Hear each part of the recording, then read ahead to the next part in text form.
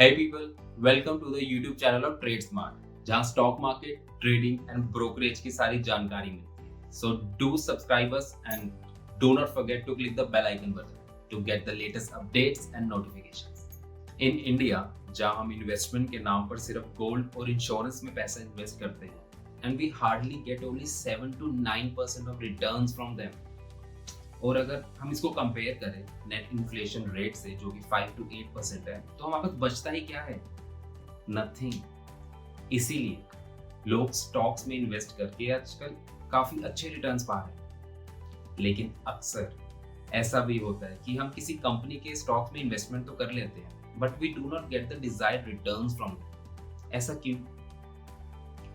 क्योंकि हमने सही सेट ऑफ स्टॉक्स पिक नहीं करे and those stocks are not performing well in the market. So आज की वीडियो में हम यही डिस्कस करने वाले हैं कि हाई क्वालिटी स्टॉक्स कैसे पिक करते हैं and what are the criteria to consider while doing so. First and foremost, business type. आपको वो बिजनेस में इन्वेस्ट करना है जिसके प्रोडक्ट और सर्विसेज की डिमांड अभी और आने वाले वक्त में बरकरार रहेगी. वो कंपनीज जिसका बहुत बस क्रिएट हुआ हो, जिसकी इमेज बहुत अच्छी हो और उसका प्रोडक्ट स्ट्रॉन्ग ना हो, हमको उसमें इन्वेस्ट बिल्कुल नहीं करना है. वो कंपनीज जिसके प्रोडक्ट और सर्विसेज की डिमांड एवर ग्रोइंग रहेगी, हमको उन कंपनीज में इन्वेस्ट करना है. For example, every single day हम जो भी चीजें यूज करते हैं हमारी डेली लाइफ में, वो प्रोडक्ट्स, उनके ब्रांड्स, उनकी कंपनीज, उनके स्टॉक में हमको इन्वेस्ट करना है क्योंकि वही कंपनीज, वही बिजनेस हमको एक प्रॉमिसिंग फ्यूचर देंगे investment. Second point is growing profits. You have to keep a check on the profitable companies you want to invest in. आपको एक एनालिसिस करना होगा उसके पास्ट और प्रेजेंट ट्रेंड्स को लेकर. फॉर एग्जांपल, किसी कंपनी का अगर स्टॉक का rate year by year decrease हो रहा है, then this is a clear sign. You do not have to invest in that company. Third point is depth value. Before investing हमें उस company की डेप्थ वैल्यू पता होनी बहुत जरूरी है. डेप्थ मतलब कर्जा. अगर किसी कंपनी के ऊपर बहुत ज्यादा कर्जा लगा हो तो उसमें इन्वेस्ट करना रिस्की होगा. We should look out for the companies जिसकी डेप्थ वैल्यू उसकी इक्विटी से कम.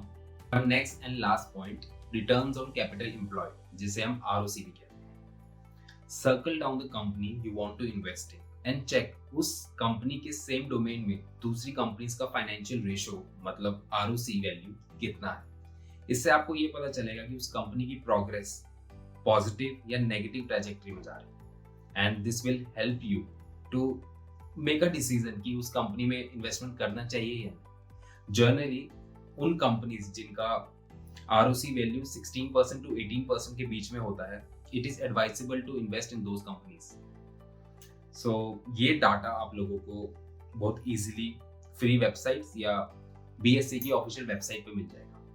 But ROC value is not the only factor. There is one another factor named PE ratio, means price earning ratio. The higher the PE ratio, the stocks are overpriced, and the lower PE ratio means the prices of the stocks have dropped. And there are chances कि अच्छे stocks rise करें, but this does not happen always. So it is advisable choose that company जिसका ROC value high हो और PE ratio come. So finally, what we have concluded from the video, you must not barter to haggle while picking up good stocks, and you must consider evaluating all the parameters before making the final decision. Thank you so much for watching the video. If it helped you in any way, then do not forget to like it. And if you have any suggestion, any query, any question related to this video, do write it down in the comment section below. And I hope अब आप high quality stock खरीदने में बिल्कुल mistake नहीं करें. Thank you.